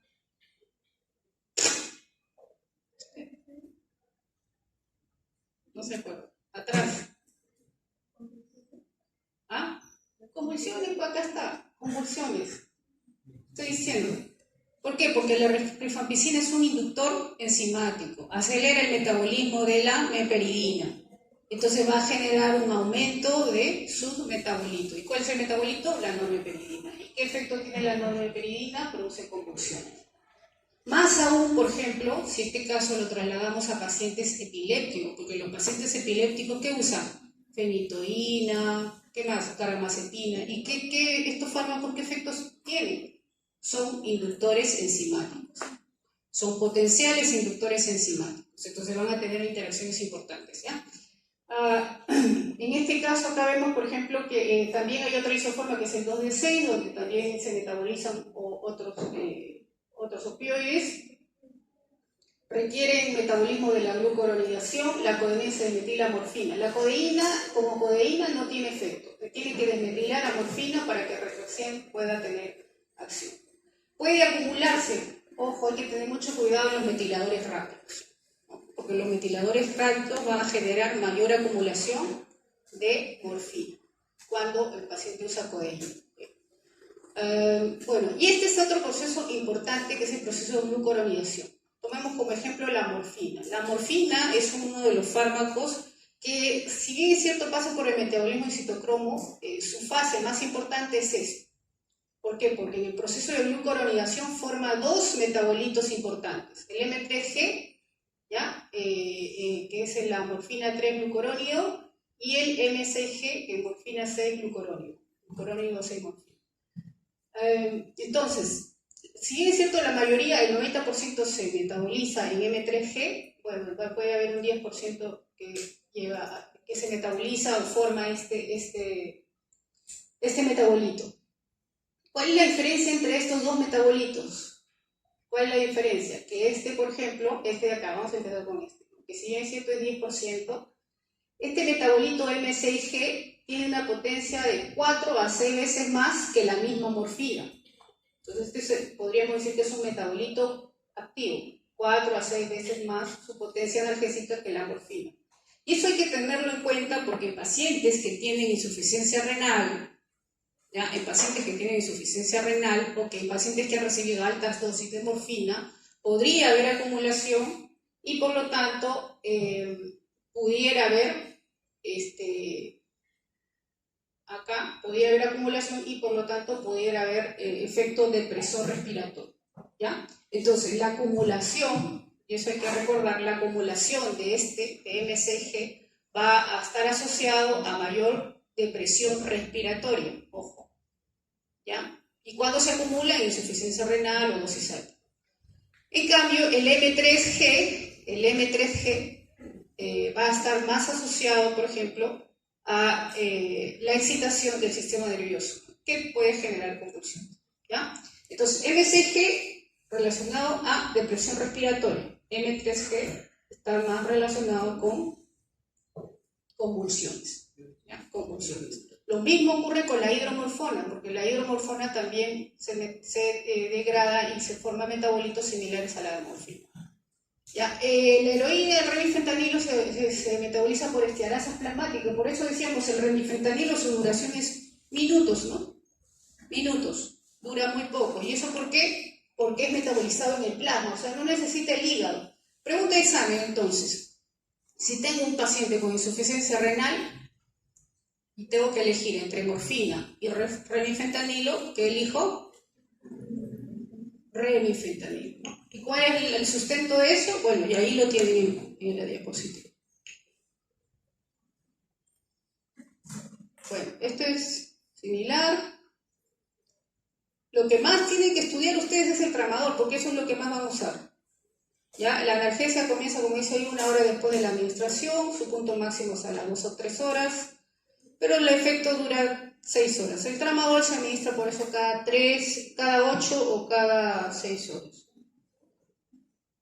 Bueno, vamos a ver un poco de la farmacodinamia, esto ya lo habíamos visto. Todos los opioides van a tener acción en los receptores opioides, que son receptores acoplados a proteína G. Aquí están los receptores.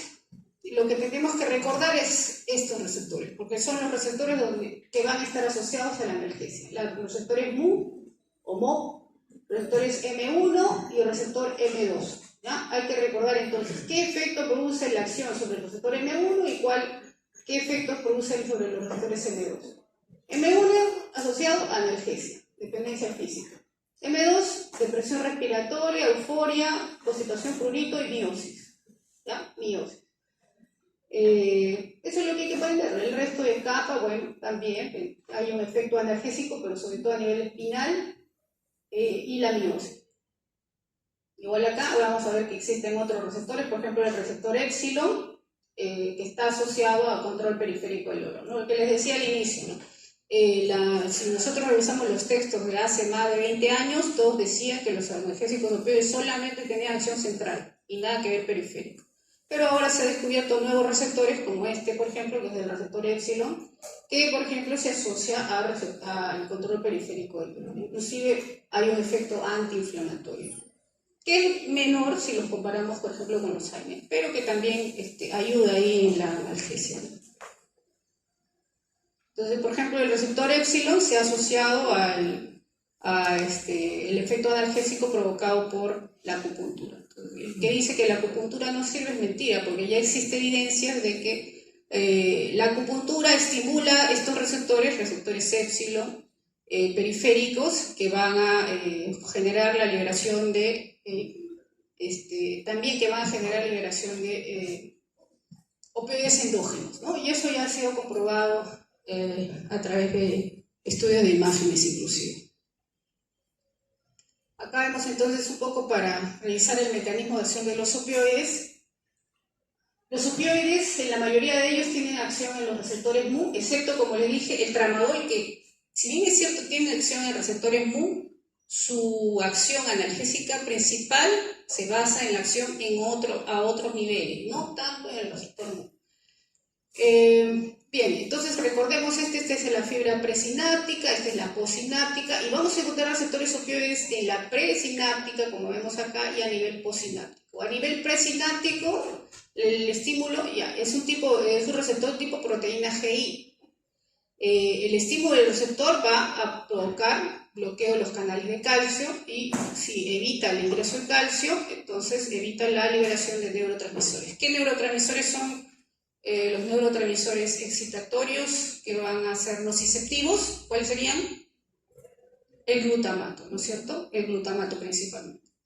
Entonces, evita la liberación del glutamato. Y aquí, a nivel postsináptico, vamos a ver que también está el receptor opioide. El efecto sobre la morfina va a generar dos cosas, ¿no? Por un lado, activación de la inhibición de la adenilato ciclasa, y por otro lado va a generar apertura de los canales de potasio.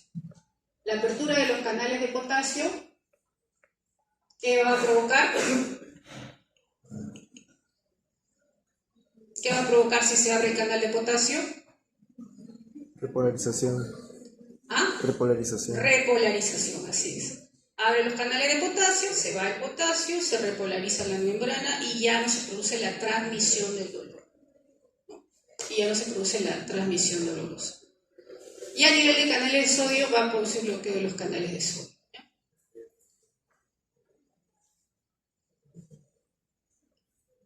En el caso del tramadol, les decía, el tramadol es un enantiómero en realidad. Es un racemato que está conformado por una porción, un enantiómero positivo y uno negativo. Y cada uno va a tener un rol. Y, por ejemplo, el enantiómero positivo va a actuar sobre los receptores de 5-HT, 5-hidroxitriptamina, o sea, la serotonina.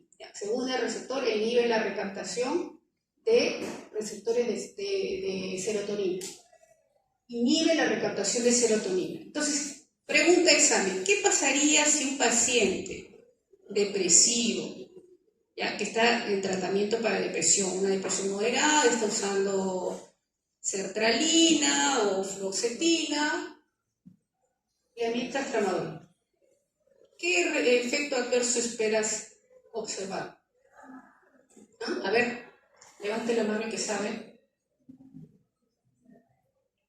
Paciente depresivo en tratamiento con fluoxetina, ¿ya? Que le administramos una dosis de tramadol. ¿Qué efecto podría ocasionarse con la interacción de estos dos fármacos? ¿Alguien allá atrás? A ver, atrás. El último de la esquina, ya.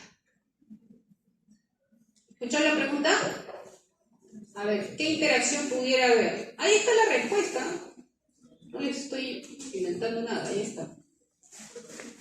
Acá dice, el enantiómero positivo del tramadol, el dextro, mejor dicho, ¿no? El enantiómero dextro del tramadol se une a su receptor, inhibe la recaptación de serotonina. ¿Y cuál es el mecanismo de acción de la fluoxetina? Ya hicieron esa clase.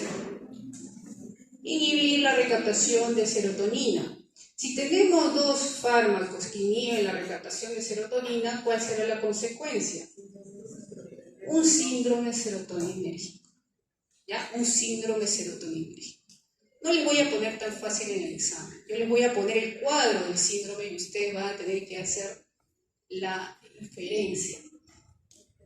El enantiómero negativo, por ejemplo, inhibe la absorción de norepinefrina. Miren, ese es el otro mecanismo que tiene el tramadol. O sea, no solo inhibe la recaptación de serotonina, sino también inhibe la absorción de norepinefrina y estimula receptores adrenérgicos alfa-2. Ojo, son receptores alfa-2, no alfa-1. ¿Ya? Son receptores alfa-2. Tener en cuenta eso, ¿ya? Entonces, a ver, aquí también podríamos poner por ahí algún caso clínico, ¿ya? tienen baja afinidad de la unión de receptores Mu, como les decía, ¿no? Si bien es cierto, tiene acción en receptores Mu, por eso se decía, el tramadol en realidad no es un opioide, porque su acción sobre receptores Mu es muy escasa. Se metaboliza por el 100-2D6, esto ya lo hemos visto. Miren las reacciones adversas, como todos los opioides, náusea, mareo. Esto es importante, porque esto ha pasado un montón de veces, la hipotensión. ¿Qué pasa? Cuando viene un paciente por emergencia, con mucho dolor, ¿qué hacemos? Tramadol, porque el analgésico por excelencia es el tramadol. Agarramos, cargamos el tramadol endovenoso para poder, hacerlo, digamos, más rápido, el manejo del dolor más rápido. Entonces, cargamos la jeringa y de frente a la vena y un bolo de tramadol. Y el paciente se desmaya. ¿Por qué se desmaya? De dolor, ¿ya? La hipotensión. Entonces, la hipotensión está asociada a la administración en bolo, a la administración endovenosa rápida, ¿ya? La administración endovenosa rápida. Por eso es que se recomienda que cuando se va a administrar tramadol hay que diluirlo, hay que administrarlo lentamente, ¿ya? Así sea una emergencia. Otros efectos pruritos, el paciente se empieza a ronchar. ¿Qué pasó? Pues el tramadol hizo reacción alérgica. No, ahí vamos a ver una acción que tienen los opioides, ¿no? El síndrome serotoninérgico, ya lo hemos visto, ¿ya? Y escasos efectos cardiovasculares. Tiene escaso efecto depresor respiratorio, justamente porque no tiene acción a receptores Mu, porque recuerden, el receptor Mu es el que está asociado a la depresión respiratoria. Ya, acá están las acciones farmacológicas. Lo que hay que recordar, el efecto que produce, la analgesia, sirve para todo tipo de dolor, excepto para dolor neuropático. En dolor neuropático es coadyuvante, o sea, los opioides son coadyuvantes, sí, se pueden usar, pero como coadyuvantes para el manejo del dolor neuropático, porque en el dolor neuropático ya se utilizan otro tipo de fármacos. ¿Qué fármacos usamos en dolor neuropático? ¿Ya han visto ese tema? ¿Qué fármacos usamos en dolor neuropático? A ver, el polo verde.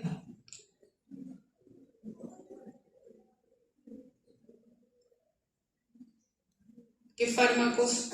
Su compañero de atrás. Ya, muy bien, amitriptilina. ¿A qué corresponde, a qué grupo pertenece la amitriptilina? ¿Qué es? Muy bien, antidepresivo tricíclico, estudiado. A ver, ¿qué otro fármaco codelegado, qué otros fármacos se usan en dolor neuropático? ¿Ah? ¿No te escucho bien? ¿Fluoxetina? Duloxetina, sí, también se pueden usar antidepresivos. ¿Su compañera?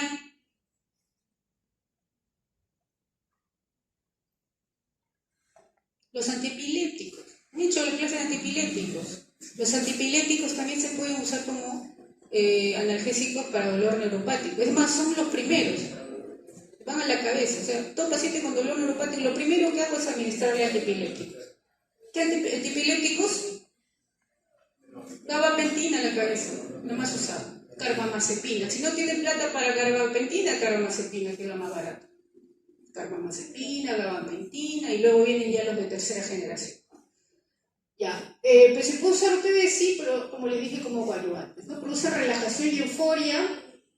Eso es bueno porque cuando un paciente está con mucho dolor, está agitado, está ansioso. ¿Y qué pasa cuando está ansioso y agitado?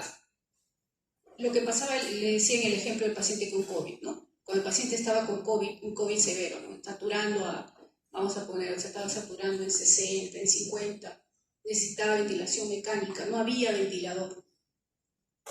¿Qué hacía? Morfina. ¿Qué pasa cuando un paciente está hiperventilando? Está ansioso.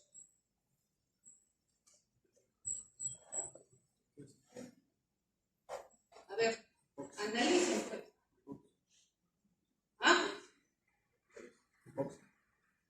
A ver, levante la mano el que va a hablar.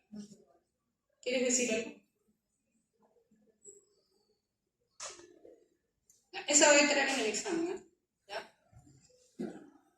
¿A qué se asocia el estado de ansiedad en el paciente? ¿A qué se asocia el estado de ansiedad? ¿ya? ¿Cómo ayudan los opioides en eso? Producen relajación y euforia, pero ¿qué más? ¿Qué otro efecto pueden tener por ese mecanismo?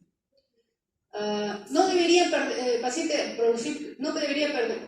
perder la conciencia si es que está recibiendo dosis analgésicas, o sea, dosis terapéuticas, no debería haber pérdida de conciencia. En el caso clínico que hemos visto, en el caso clínico que hemos puesto al inicio, ¿qué pasó con el paciente? O sea, el paciente estaba bien, claro, estaba con mucho dolor, pero estaba bien, y de pronto su Glasgow cayó, ¿no? A 8. Hay pérdida de conciencia, ¿no? Hay pérdida de conciencia. Pero acá nos dice que los opioides no deberían generar pérdida de conciencia, entonces algo está pasando ahí. Produce sedación, sí, hay una sedación, pero sin pérdida de conciencia. Alta dosis de presión respiratoria por disminución de la sensibilidad al CO2. Esto hay que diferenciarlo de las benzodiazepinas, ¿no? ¿Las benzodiazepinas producen depresión respiratoria o no? A altas dosis, ¿no es cierto? Es lo que pasa con los pepeados, ¿no? Cuando se mezcla alcohol con benzodiazepinas, hay depresión respiratoria. Pero ¿cuál es el mecanismo de depresión respiratoria por benzodiazepinas y cómo lo distingo del mecanismo de depresión respiratoria por opioides? A ver, en el caso de las benzodiazepinas, ese tema ya lo llevaron. ¿Dónde está la lista? La lista, voy a llamarlos por sus nombres. Delegada la lista.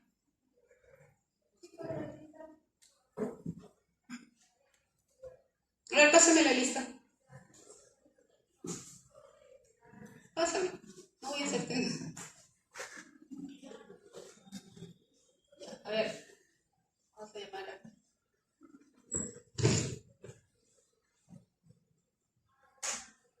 Salazar Paz. Astrid. ¿Está bien? ¿Está? A ver, Astrid. Cuando le damos benzodiazepinas a un paciente a dosis alta o de repente él, bueno, estaba deprimido, se tomó un exceso de benzodiazepinas, la benzodiazepina se asocia a depresión respiratoria. ¿Cuál es el mecanismo por el cual se produce la depresión respiratoria?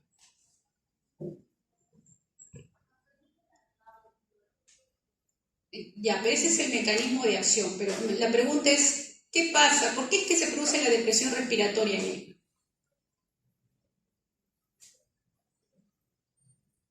¿O dónde se está?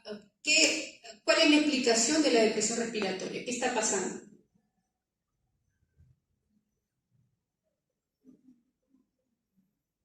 ¿O a qué nivel se produce la depresión respiratoria?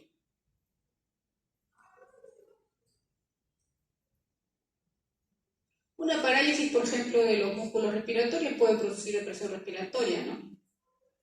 Y ese es un mecanismo periférico. Pero en el caso de las benzodiazepinas, el mecanismo es central. Entonces, la depresión respiratoria provocada por las benzodiazepinas se produce por la depresión en el bulbo raquídeo. Un efecto depresor respiratorio por ese efecto a nivel central, a nivel del bulbo raquídeo. Es diferente a lo provocado por los opioides, que también provocan depresión respiratoria, pero esto es producto, y esto se ocurre en el tallo encefálico, por la que hay una disminución de la sensibilidad al CO2. ¿Ya? Normalmente a nivel bulbo raquídeo hay receptores de CO2. Cuando se capta mayor nivel de CO2, entonces se incrementa la ventilación. Pero ese receptor está bloqueado por los opioides. Por eso puede haber un incremento elevado de CO2 y el paciente no respira, o sea, respira igual, ¿no? Pierde esa sensibilidad a la presión de CO2, ¿ya? Y por eso es que se produce la depresión respiratoria. Bueno, también tiene efecto antitusígeno. El efecto antitusígeno también se produce a nivel central, porque también existe antitusígeno de acción periférico. En este caso, el efecto es a nivel central, ¿no?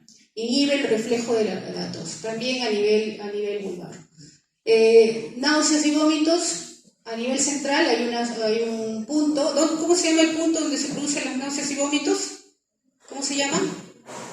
Que está en el área postrema.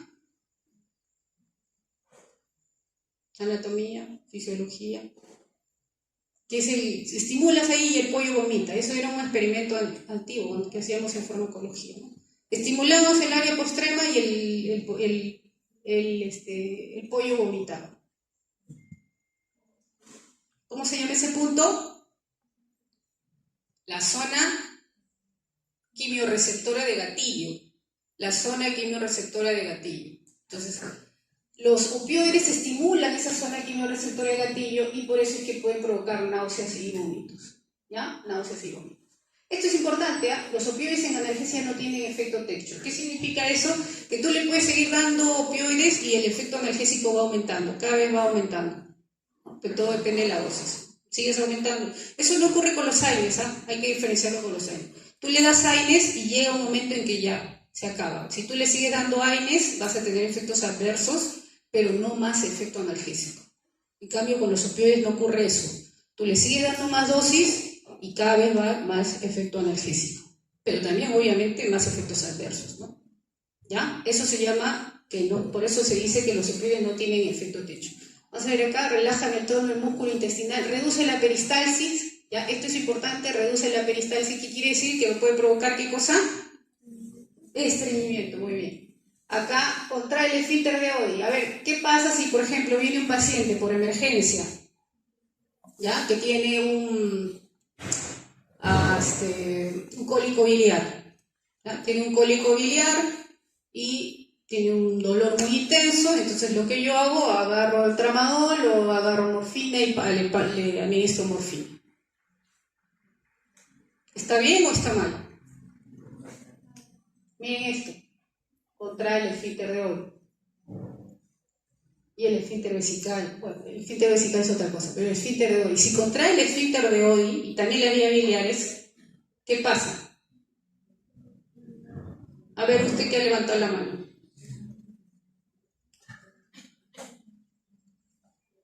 Si contrae el esfínter de Oddi, a ver, el paciente viene con un cólico biliar, le administré morfina, ¿qué puede pasar? O no pasa nada, está bien.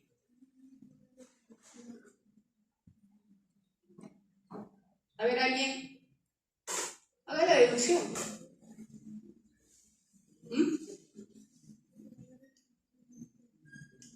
Si contraes el esfínter de Oddi, ¿qué puede generar? Una pancreatitis, pues. Una pancreatitis. ¿Ya? No sale el cálculo. Aumenta el cólico biliar. Y encima generas pancreatitis. ¿Cómo sé eso? Porque si le saco las amilasas van a estar elevadas. Es uno de los efectos adversos de los opioides, que pueden elevar las amilasas pancreáticas, ¿ya? El esfínter vesical también. A ver, y si contrae el esfínter vesical, ¿qué efecto puede generar? ¿Qué efecto adverso se asocia si yo contraigo el esfínter vesical? ¿Nada? A ver, usted. No orina. Paciente no orina. O sea, ¿qué efecto adverso tendrían los opioides? Retención urinaria. Retención urinaria, ¿ya? Relaja el músculo vesical, acá bradicardia, excepto la meperidina. La meperidina reduce la presión arterial. La meperidina, perdón, produce taquicardia. ¿Por qué excepto la meperidina? Porque la meperidina tiene efecto anticolinérgico, ¿ya? La meperidina tiene efecto anticolinérgico. Entonces, al contrario de lo que hacen los opioides que producen bradicardia, la meperidina más bien produce taquicardia, ¿ya? La meperidina se asocia más a taquicardia. Miosis. ¿Y por qué produce miosis? ¿Por qué creen que produce miosis? En el sistema nervioso autónomo, ¿qué acción está relacionada con la miosis? ¿O la activación de qué? ¿Simpático o parasimpático? Parasimpático. Los opioides estimulan el sistema parasimpático en el ojo y producen miosis. Prurito porque liberan histamina. Esto es importante, rigidez troncal. Rigidez troncal, ¿a qué se refiere esto? Va a haber un incremento en el tono del músculo, de los músculos, sobre todo a nivel de músculo torácico. Ese es un efecto adverso, afortunadamente es raro porque es mortal. Eso se llama el tórax leñoso. ¿Ya? El tórax leñoso, donde el paciente hace una rigidez de los músculos torácicos de tal manera que el paciente no puede respirar. ¿Ya? No es frecuente, es un efecto adverso raro, pero ocurre sobre todo con estos fármacos. Y afortunadamente estos fármacos se usan en sala de operaciones, en la UCI, entonces de alguna manera por ahí se puede manejar rápidamente. Pero es el temor que tienen todos los anestesiólogos, porque no sabes en qué momento te puede tocar un paciente que hace tórax leñoso. Aumento del PIC, de la presión intracraneana, por eso es que en pacientes que tienen traumatismo encefalocraneano no es recomendable usar opioides. ¿Por qué? Porque los opioides, ya hemos dicho, ¿qué hacen los opioides? Reducen la sensibilidad de CO2. ¿Y qué pasa si el CO2 baja? ¿Qué pasa si el CO2 baja? ¿Qué va a pasar a nivel vascular, digamos? ¿Qué pasa a nivel vascular? ¿Hay vasoconstricción o vasodilatación? ¿Se acuerdan? Si baja el CO2, hay vasodilatación. ¿Ya? Y si hay vasodilatación, hay aumento del flujo sanguíneo cerebral. Y si aumenta el flujo sanguíneo cerebral, aumenta la presión intracraneal. ¿Ya? La presión intracraneal. Bueno, y otros efectos a nivel hormonales que estamos viendo también con los opioides. Ya para terminar vamos a ver los efectos adversos. Entonces ya más o menos hemos visto cuáles son: náuseas, constipación, somnolencia, vértigo, prurito, vómitos. Y ahí para que vean un poco sobre la frecuencia, las náuseas y vómitos y cómo se maneja. Las náuseas y vómitos ya dijimos que está relacionado con la zona quimiorreceptora, pero también hay participación del sistema vestibular. Se puede manejar con otros fármacos, como ven ahí. Para hay disminución del peristaltismo, aumento del tono. Y esto es por receptores MU, ¿ya? Los receptores MU están asociados o también se encuentran a nivel intestinal y van a reducir el peristaltismo. ¿Qué podemos hacer? Usar laxantes o una dieta rica en fibra. Sedación. Siempre hay que descartar otras causas, pero por ejemplo, en nuestro caso que vimos que el paciente entra en estupor, ¿no? Entra en estupor, se baja el glabo, deberíamos descartar otra causa. Es un paciente diabético de larga data no controlado, ¿puede haber daño renal o no? Sí. ¿La edad qué les parece? La edad, creo que tenía 70 años o algo por ahí. ¿Cómo está la función renal con la edad? Se reduce, ¿no es cierto? Se reduce la función renal. Entonces, puede estar relacionado con esto. Bueno, vamos a ver depresión respiratoria. ¿Qué hacemos si hay depresión respiratoria?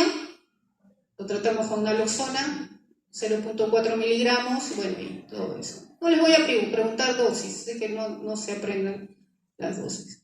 Prurito, usamos antihistamínicos. Puede haber mioclonías. ¿Por qué dijimos que se producen las mioclonías o las convulsiones? Pregunta, a ver, ¿cuáles son los metabolitos asociados a convulsiones? ¿Qué metabolitos se asocian a convulsiones? Cuando se acumulan estos metabolitos pueden generar convulsiones. M3G, muy bien, M3G, ¿no?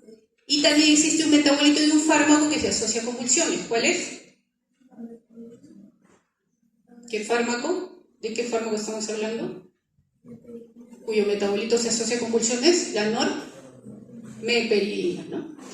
Bueno, usamos diazepam ahí, en retención urinaria podemos ponerle sonda, en hipotensión arterial hay que tener mucho cuidado ahí con la bulimia.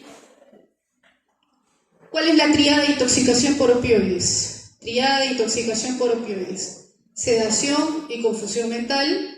¿Tiene paciente o no tiene paciente del caso? Sedación profunda, estupor, ¿tiene o no? Sí. Depresión respiratoria. ¿Cómo sabemos si tiene depresión respiratoria? Frecuencia respiratoria menos de 8, CO2 más de 50, saturación menos de 90. ¿Tiene o no tiene? ¿Cumple o no cumple? Sí. ¿Qué faltaría para completar el diagnóstico? La pregunta del caso. ¿Qué faltaría para completar el diagnóstico? La miosis. La miosis. ¿Es fácil o no de evaluar? Sí. Esto es la miosis. Un punto. Una cabeza de alfiler. ¿Ya? Miosis. Entonces, si yo completo eso, ya está el diagnóstico. Porque yo puedo decir, no, está entrando en coma por el páncreas. Entonces, cuando el paciente entra en coma por un problema pancreático o por cualquier otra causa, ¿cómo está el ojo? Midriático no reactivo. Pero si está miótico, el coma que se está produciendo es por el uso de opioides. ¿Ya? ¿Cómo entonces distingo un coma por opioides de un coma por otras causas?